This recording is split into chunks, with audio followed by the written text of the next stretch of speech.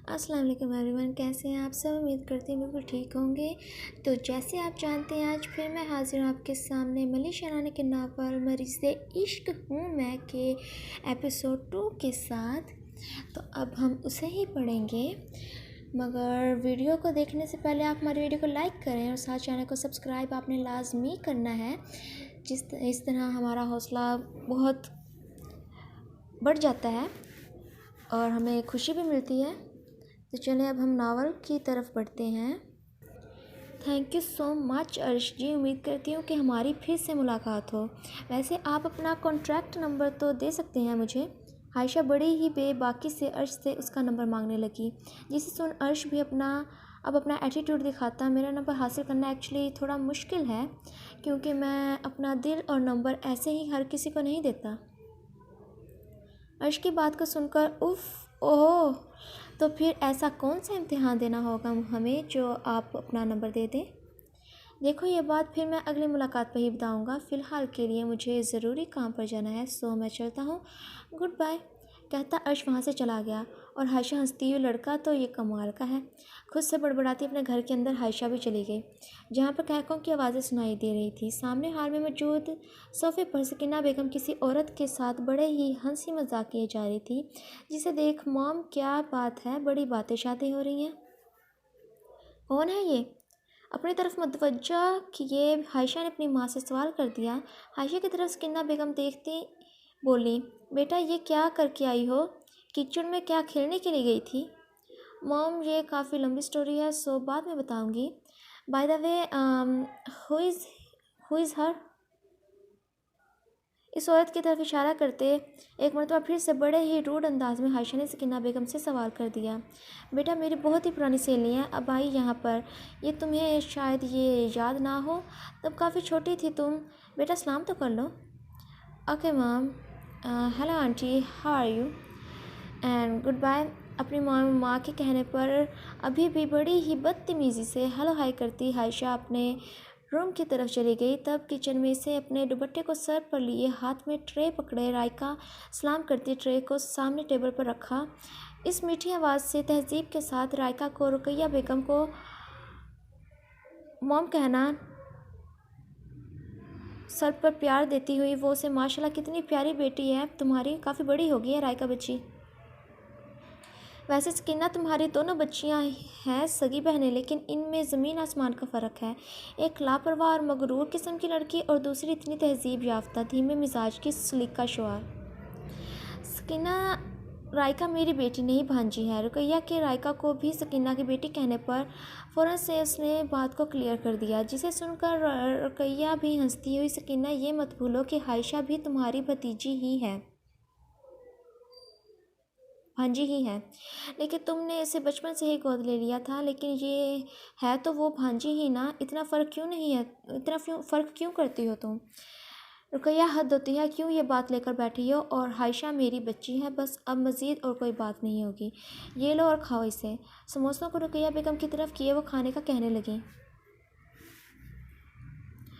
उफ़, कैसी हो, नींद क्या अच्छी आई। और जगह कैसी है लगी तुम्हें, क्या आदत हो चुकी है यहाँ पर रहने की। लेपर्ड जॉक के बेसमेंट में दाखिल होते ही एक साथ ही नफीसा से सवाल कर दिए।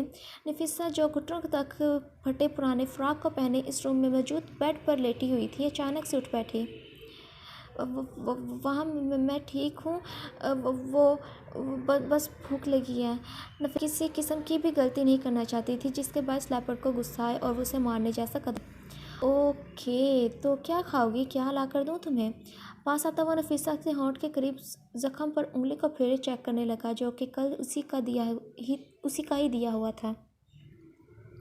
वो आप जो भी दे दें मैं खा लूँगी। अच्छा, वैसे मैं कभी भी कोई काम बिना मतलब के नहीं करता, तो तुम क्या दोगी बदले में मुझे। जी मैं क्या दे सकती हूँ, मेरे पास तो कुछ भी नहीं। नफीसा अब सोचती मासूमियत से बताने लगी, जिसे हंसता हुआ वो अपने उंगलियों को रेंगते हुए नफीसा के निचले हिस्से की जानिब बढ़ने लगा। नफीसा इसकी हरकत को महसूस करती झुरझुरी खाने लगी थी। जी आप ही बता दें मैं आपको क्या दूँ। नफीसा उसका ध्यान भटकाने की कोशिश करने लगी, जैसे सुन टांग से पकड़े वो उसे बेड पर लेटाता हुआ बोला, मुझे तो तुमसे एक ही चीज़ चाहिए, तुम्हारी आहें और सिसकियाँ, तुम्हारे वजूद से मेरी प्यास बुझ जाए, जो मुझे भूख लगी हुई है वो मिट जाए, फिर मैं तुम्हारी भूख को भी मिटा दूँगा। नफीसा को इस पर काफ़ी डर लग रहा था और वो ये उसके सामने जता नहीं सकती थी। इसी वजह से खामोशी से लेटी रही और लेपर्ड भी अपने वजूद से कपड़ों को उतारता नफीसा के फ्राक को ऊपर की तरफ करता उस पर झुक अपनी हवस को पूरा करना शुरू हो गया। नफीसा बेडशीट को मुट्ठियों में भरी उसकी दी गई तकलीफ़ों और शिद्दतों की सूरत में बामुश्किल बर्दाश्त करने की कोशिश में मसरूफ़ थी। नफीसा को यूं खामोश लेटा देख गुस्से से लेपर्ड बोल पड़ा, ये क्या है, कुछ तो रिस्पॉन्स दो। कहा था ना मैंने कि तुम्हारी आहें और सिसकियाँ सुननी है मुझे, लेकिन तुम किस लाश के मानो लेटी हुई हो। लेपर्ड के उसे मुखातिब करने पर, नहीं वो मैं क्या रिस्पॉन्स दूँ, एक्चुअली मुझे मज़ा जो आ रहा है इस वजह से मैं खामोश हूँ।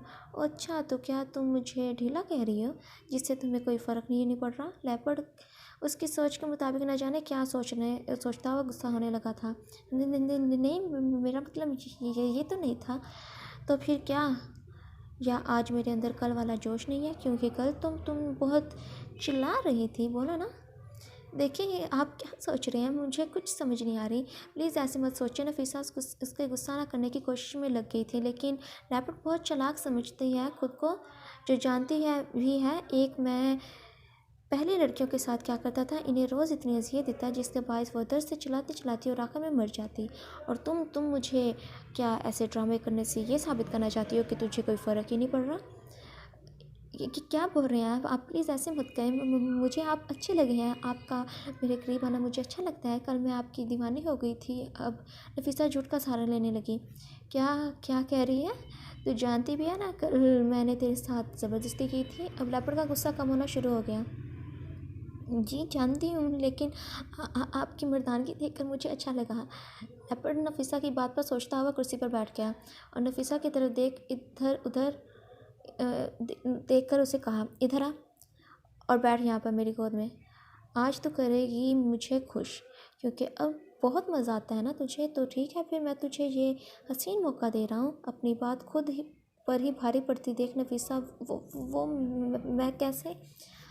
कहा ना, इधर आ, गोद में बैठ।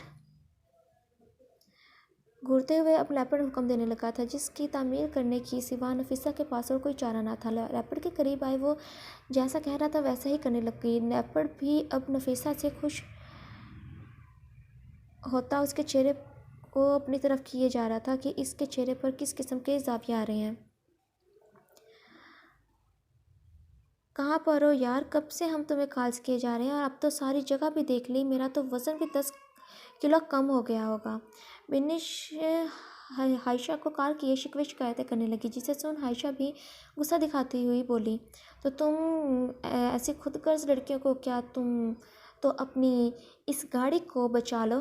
हाइशा के अपने नाराज़गी दिखाने पर, सॉरी ना यार, हम तो मजाक कर रहे थे और तुम सीरियस ही हो गई। अब कहाँ हो। मैं घर पर हूँ और एक मोस्ट हैंडसम लड़के ने मुझे ड्रॉप किया।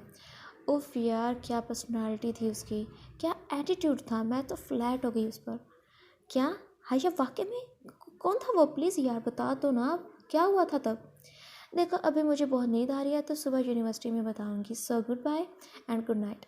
मुझे जल्दी से सोने दो, क्योंकि अपने ख्वाबों में मुझे उससे मिलना है।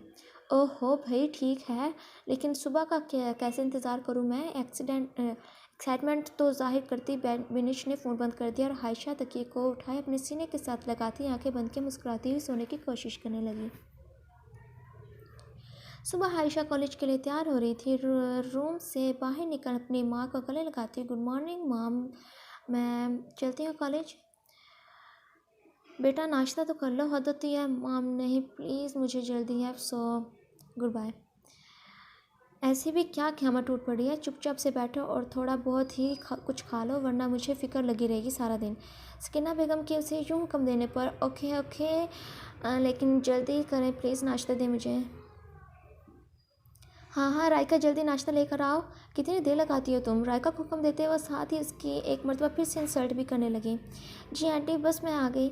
हाथ में ट्रे उठाकर तेज़ी से बाहर की तरफ आ गई। पराठों को देख हाइशा मुंह बनाती, मॉम मैं ये नहीं खा सकती भाई, मेरी डाइट ख़राब हो जाएगी। हद होती है, ये इतना ऑयली ब्रेकफास्ट कौन करता है। मॉम मैं बाहर से कुछ खा लूँगी। रायका की अब सारा दिन बेइज्जती करवाने वाली बात को छोड़े आयशा कॉलेज के लिए निकल पड़ी और अब आयशा के भूखे जाने का भी इल्ज़ाम रायका के ऊपर ही लगा। सकीना बेगम उससे जली कटी सुनाना शुरू हो गई। अब सफाई को कोशिश करती अपनी सफाई पेश करती। आंटी आपने ही तो कहा था कल कि मैं पराठे सुबह बनाऊं, लेकिन फिर आयशा को पसंद ना आए तो इससे पूछ कर बनाती ना। मेरी बच्ची बेचारी भूखी रहेगी, अब उठाओ इसे और खुद ही खा लो सारे के सारे। जाओ भी दफ़ा हो जाओ मेरी नज़रों के सामने से। मनहूस जितना इस पर खर्च करती हूँ मैं इससे अच्छा कोई मुलाजमा ही रख लूँ। गुस्से में हमेशा से ही सकीना बेगम को रायका एक ही बात जिताती रहती थी और वो उसे बचपन में वादा के गुजर जाने के बाद पालने वाला, जिसके बाइस रायका हमेशा से ही काफ़ी हर्ट होती। यार तौबा, फिर क्या था। बड़े ही एटीट्यूड से वो कार को दौड़ाए चला गया। वहाँ से आयशा क्लास में जाते जब तक कोई टीचर रूम में ना आई।